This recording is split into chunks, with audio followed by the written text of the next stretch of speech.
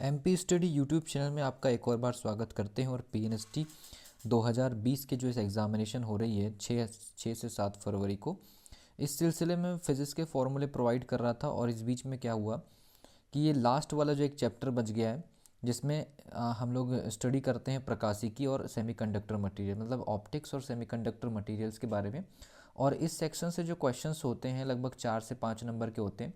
तो एग्जामिनेशन में जाने के पहले अगर मान लीजिए ये टॉपिक्स के, अगर आप मान लीजिए जो फॉर्मूले मैं आपको प्रोवाइड कर रहा हूँ, अगर ये भी अगर आप देख के चले जाते हैं तो कहीं ना कहीं आपको 3 से 4 नंबर का सीधा सीधा बेनिफिट हो सकता है। ठीक है, तो चलिए स्टार्ट करते हैं। अगर आप इस चैनल पर नए हैं तो सबसे पहले जी चैनल को सब्सक्राइब कर लीजिए, बेल आइकन को प्रेस कर लीजिए। ठीक है, तो सबसे पहले जो इलेक्ट्रिसिटी की जो चाल होती है, इलेक्ट्रिसिटी वाले में जो हम लोग कैलकुलेट करते हैं प्रकाश की चाल, तो इलेक्ट्रिक फील्ड और मैग्नेटिक फील्ड का जो रेशियो होता है, या फिर निर्वात में चुंबकशीलता और मान लीजिए निर्वात की विद्युतशीलता के वर्गमूल के गुणनफल के व्युत्क्रमानुपाती, तो ये एक फैक्ट आपको याद रखना है। ठीक है, उसके बाद टीवी टावर की प्रसारण दूरी अगर हमें निकालनी है तो ये डी निकाल सकते हैं, जहाँ पर आर जो है वो रेडियस ऑफ अर्थ है और एच जो है टावर की हाइट है। ठीक है, तो ये दूसरा फॉर्मूला। उसके बाद माध्यम का अपवर्तनांक अगर निकालना है तो माध्यम के अपवर्तनांक का सीधा फॉर्मूला है sine I upon sine R, जहाँ पर आई जो है आपका आपतन कोण होता है, आर जो होता है अपवर्तन कोण होता है। ठीक है, तो mu is equal to sine I upon sine are.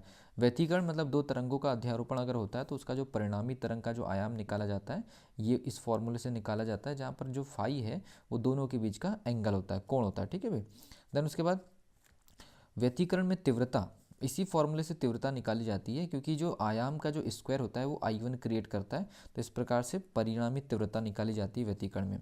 फिर व्यतिकरण में एक शर्त आती है संपोषी व्यतिकरण की। ठीक है, तो संपोषी व्यतिकरण में जो संपोषी व्यतिकरण में ब्राइट फ्रिंज बनती है और विनाशी व्यतिकरण में डार्क फ्रिंज बनती है। तो यहाँ पर आपका पथांतर और कलांतर के बीच में रिलेशनशिप दिया है, ये आपको कंडीशन याद रखनी है। ये कंडीशन डेल्टा और फाई के बीच में रिलेशन, और जो डेल्टा की जो वैल्यू होती है λ/2 का समगुणज, और जो डेल्टा की जो वैल्यू होती है λ/2 का विषम गुणज विनाशी व्यतिकरण में। ठीक है, तो ये दो चीज़ें आपको याद रखनी है। व्यतिकरण में तीव्रताओं का अनुपात दोनों आयामों के योग के वर्ग और दोनों आयामों के अंतर के वर्ग के अनुपात के बराबर होता है। ठीक है, ये चीज़ आप याद रखिए। स्लिटों की चौड़ाई, जो फ्रिंज बनती है उनकी जो चौड़ाई होती है आयाम के वर्ग के अनुपात के समानुपाती होती है। ठीक है, उसके बाद बात करते हैं फ्रिंज की चौड़ाई। तो फ्रिंज की चौड़ाई beta is equal to lambda divided by D, जहाँ पर डी जो होता है वो स्रोत के बीच की दूरी, और जो डी जो होती है वो स्रोत से पर्दे के बीच की दूरी। तो ये आपको याद रखना है, क्वेश्चन यहाँ से आते हैं। विवर्तन में केंद्रीय उच्चिष्ट, जो विवर्तन में जो केंद्रीय उच्चिष्ट होते हैं उनकी जो चौड़ाई होती है 2 λ/d होती है, आपको याद रखना है। फिर उसके बाद बात करते हैं ध्रुवण की, पोलराइजेशन की। तो ध्रुवण में आपका जो ध्रुवण एंगल और अपवर्तन एंगल इन दोनों का योग 90 डिग्री होता है, और ध्रुवण एंगल का जो हम टेन थीटा लेते हैं या 10 लेते हैं वो अपवर्तन गुणांक होता है। ठीक है, तो ये आपको याद रखना है, यही ब्रूस्टर का नियम भी होता है। उसके बाद दर्पण की फोकस दूरी जो है ये इसके ऊपर सीधे क्वेश्चन आ जाते हैं हमेशा। दर्पण सूत्र ये हमेशा आपको याद रखना है, जहाँ पर यू जो होता है आपका वस्तु का और वी जो होता है प्रतिबिंब का। ठीक है, रेखीय आवर्धन I upon O is equal to minus V upon U, ये यू होगा minus V upon U, that is equal to M, आवर्धन क्षमता। ए म्यू जी मतलब एयर के रिस्पेक्ट में ग्लास का अपवर्तनांक अगर निकालना है तो ग्लास के रिस्पेक्ट में एयर के अपवर्तनांक का व्युत्क्रमानुपाती होगा। देन उसके बाद हम चलते हैं, अगर मान लीजिए अगर पानी में अगर मान लीजिए कोई छड़ अगर डूबी हुई है और पानी का अपवर्तनांक निकालना है तो वास्तविक छड़ की लंबाई डिवाइडेड बाई आभासी छड़ की लंबाई से अनुपात अगर निकालेंगे तो पानी का अपवर्तनांक ज्ञात किया जा सकता है। ठीक है, उसके बाद फिर बात करते हैं कि पानी में डूबी हुई रॉड का विस्थापन कितना होगा, मतलब जो हमको दिखाई नहीं देती है वो उसकी वैल्यू। ठीक है, उसके बाद क्रांतिक कोण, जो क्रांतिक कोण हम लोग कैलकुलेट करते हैं पूर्ण आंतरिक परावर्तन में, इसकी वैल्यू इस प्रकार से निकाली जाती है A mu J is equal to cosec C. और मछली का दृष्टि क्षेत्र, जो मछली डूबी होती है तो वो अंदर डूब करके कितने एरिया को ऑब्जर्व कर सकती है, इसका दृष्टि क्षेत्र, जहाँ पर म्यू अपवर्तनांक है, एच जो है मछली की गहराई है, और वो जो पाई आर स्क्वायर जो है वृत्तीय क्षेत्रफल। ठीक है, तो उसके बाद हम लोग आगे के फॉर्मूले डिस्कशन कर रहे हैं इस वीडियो में।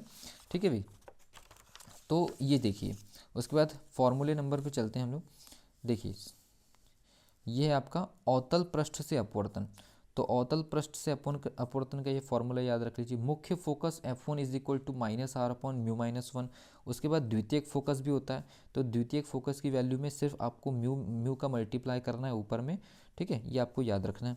उसके बाद प्रथम मुख्य फोकस और द्वितीय मुख्य फोकस के बीच में एक रिलेशनशिप है, ये आप याद रख लीजिए, डायरेक्ट न्यूमेरिकल आ जाते हैं। पतले लेंस का सूत्र, ये आपको लेंस फॉर्मूले के नाम से आपको ये याद रखना है। उसके अलावा जो आवर्धन क्षमता है, मैंने पहले ही बता दिया आवर्धन क्षमता का एक और फॉर्मूला है, लेकिन ये लेंस के रिलेटेड, ठीक है ये। उसके बाद बात करते हैं अपन न्यूटन का सूत्र। तो न्यूटन का ये वाला सूत्र डायरेक्ट न्यूमेरिकल आता है, x1 इंटू x2, वस्तु की दूरी प्रतिबिंब की दूरी इज इक्वल टू दोनों फोकस दूरियों के गुणनफल के सम इक्वल, ठीक है। लेंसों के आवर्धन, बहुत सारी लेंस अगर एक साथ अगर सीरीज में लगी है तो टोटल जो आवर्धन क्षमता है उनके मल्टीप्लिकेशन के बराबर हो जाएगी। और लेंस की क्षमता, ये क्वेश्चन बहुत बार आया है, जो डायप्टर वाली जो यूनिट होती है ये इसी से कैलकुलेट करते हैं। देन उसके बाद हम बात करते हैं संयुग्म लेंस की क्षमता। तो दोनों की जो पावर होती है वो ऐड हो जाती है। उसके बाद प्रिज्म की वर्ण विक्षेपण क्षमता ओमेगा, यहाँ पर V फॉर वॉलेट और R फॉर रेड कलर है, Y फॉर येलो कलर है, ये आपको याद रखना है, ठीक है। तो उसके बाद चलते हैं हम लोग विचलन कोण। जो प्रिज्म में आपका वर्ण विक्षेपण में जो विचलन कोण बनता है, जहाँ पर A बराबर आपका प्रिज्म एंगल है और म्यू बराबर जो है अपवर्तनांक है, ठीक है भाई। उसके बाद वर्ण विक्षेपण थीटा जो है किसी भी प्रकाश के तरंगदैर्घ्य के त्रिघात के व्युत्क्रमानुपाती होती है, जबकि प्रकाश का फैलना या प्रकीर्णन उसके चतुर्थ घात या चौथे घात के फोर्थ पावर के व्युत्क्रमानुपाती। उसके बाद हम बात करते हैं किसी सूक्ष्मदर्शी की आवर्धन क्षमता m is equal to d/f। f is focus दूरी और d जो है डिस्टेंस, जो इमेजिन का डिस्टेंस होता है, ठीक है भाई। उसके बाद संयुक्त सूक्ष्मदर्शी की आवर्धन क्षमता, जो सूक्ष्मदर्शी की आवर्धन क्षमता होती है उसके थोड़े से एडवांस चीज़ होती है इसमें, -V0/U0, ठीक है, ये आपको याद रखना है। उसके बाद फिर बात करते हैं हम लोग दूरदर्शी की आवर्धन क्षमता। तो -FO/FE, जहाँ पर FO को हम अभिदृश्यक लेंस बोलते हैं और FE जो होती है वो नेत्रिका लेंस होती है, ठीक है, ये आपको याद रखना है। उसके बाद फिर आवर्धन क्षमता tan β/tan अल्फा, जहाँ पर बीटा प्रतिबिंब का दर्शन कोण है और वस्तु का दर्शन कोण अल्फा, ठीक है। उसके बाद बात करते हैं सूक्ष्मदर्शी की विभेदन क्षमता। इससे क्वेश्चन आया हुआ है, कई बार क्वेश्चन आते हैं विभेदन क्षमता से और विभेदन कोण से। ये दो फॉर्मूले हमेशा आपको याद रखने हैं, ठीक है।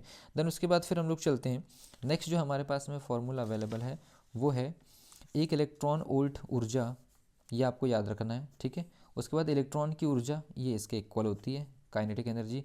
कार्यफलन एवं गतिज ऊर्जा में संबंध, यहाँ पर ये माइनस वाला चिन्ह है, ठीक है। उसके बाद ये आपको याद रखना है। प्रोटॉन का जो तरंगदैर्घ्य होता है, प्रोटॉन का तरंगदैर्घ्य का ये फॉर्मूला आपको याद रखना है, यहाँ पर V बराबर अप्लाइड वोल्टेज है। ब्रैग समीकरण किसी सॉलिड बॉडी के क्रिस्टल ज्यामिति के लिए ब्रैग समीकरण 2D sin theta is equals to n lambda, ठीक है, जहाँ पर D जो होती है वो क्रिस्टल का गैप होता है, साइन थीटा जो है ब्रैग एंगल और लैम्डा जो होता है प्रकाश का तरंगदैर्घ्य, ठीक है।